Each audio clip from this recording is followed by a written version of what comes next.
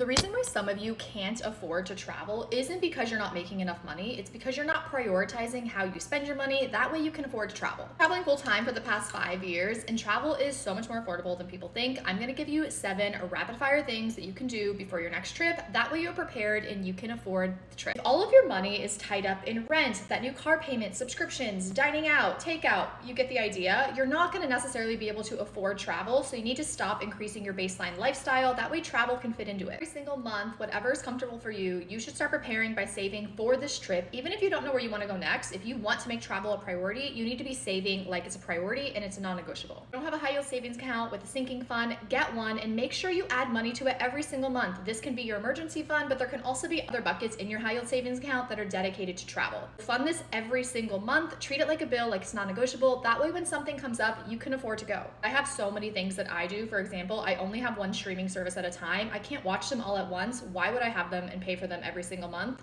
So as soon as I'm done watching one service, once it's done, maybe I'll get another one. But if there's nothing I'm watching or traveling and I'm abroad and I can't access them anyway, I'm not gonna pay for them. And I know that's really small, but little things like this really add up. And I have a million tips like this. You do not need a new wardrobe for every single trip. You need to stop spending so much money on the travel prep. You don't need a mani-pedi, you don't need new luggage, you don't need brand new tech. All of these eat into the actual cost of your trip. You're funding the illusion of travel, not the actual experience itself. I will travel full time for months on end and I pack a carry-on only. I'm going to a new country where people have never seen the clothes I'm wearing. It doesn't matter what you're wearing. I promise you're gonna have a good time. And if you leave room in your suitcase, perhaps you can buy something abroad and then it has even more meaning, but you don't need to be spending this much on the prep. If you can book your trip during off season or shoulder season, that's gonna save you a lot of money. And you're not doing that because you're cheap, you're doing that because you wanna prioritize travel. So maybe saving $500 on this flight and going during shoulder season allows you to book another trip this year. Google Flights is really great for this. You can use the map and it allows you to see which locations are cheaper all across the world. So then you can find a destination that works for you in your budget, and maybe you can be flexible on a few different destinations instead of being so stuck on this is where I need to go this year during this time. The other thing with flights and hotels is utilizing travel credit card points and miles. I've been traveling full time for over 5 years and I just started tracking in 2020, I think, how many miles I use and how much those flights cost me. Crossed over the 1 million credit card points and miles used, which has saved me over $60,000. And I don't spend a ton of money. So if this is possible for me with a little bit of planning, this is 100% possible for you. A video pinned on my page that covers a little bit more about credit card points and miles if you want to look at that, but let me know what other questions you have and I can definitely make another part. The thing I want to say about booking flights is there are so many plugins and apps that are going to help you save money. There are plugins that will allow you to see if it's cheaper to book with points and miles